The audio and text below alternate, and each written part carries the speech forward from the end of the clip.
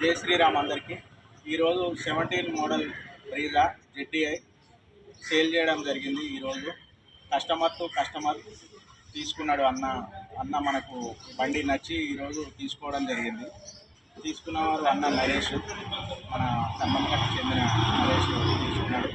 Vehicle owner తోటి purchase చేసి ఇప్పించడం జరిగింది. ఈరోజు మన వెహికల్ కండిషన్ ఒకసారి నరేష్ అన్న చెప్పడం జరుగుతుంది.